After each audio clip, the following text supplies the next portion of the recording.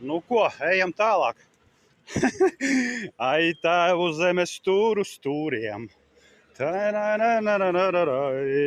Ceļojumi man pa Jelgavu. Es te 55 gadus te uzaugu, mācījos 2. ģimnāzijā. Tagad māte ir iela, agrāk Andreja Upīša bija.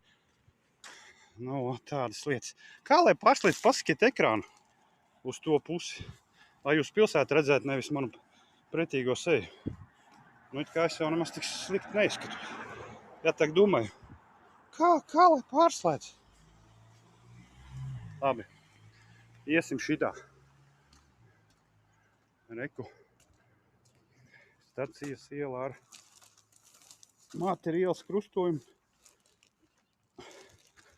Te kādreiz bija, nezinu vai tagad ir. Es 30 gadi pa Eiropu nobraukāju, kabīnē nodzīvoju. Cilvēki šausmīgi Latvijā izmainījušies, nav ar ko parunāt, visi zvēri palikuši. Kur neiebrauc, visur sarkanās šiltas. Privāti īpašums, stāt, nošaušu.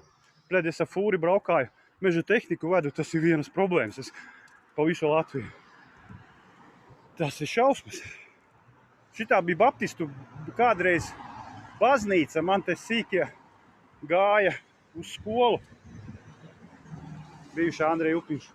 Te bija kaut kāds kādreiz šitajā vietā, redzat?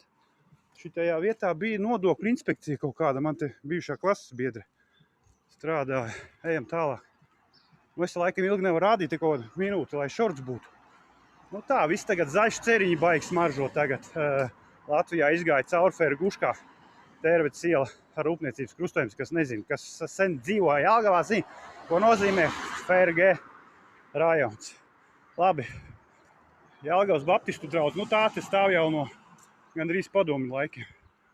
Jā, nu tā apmēram viss izskatās. Te mums Latvijā viss zeļ un plauks. Labi, viss čau. Visiem jauku,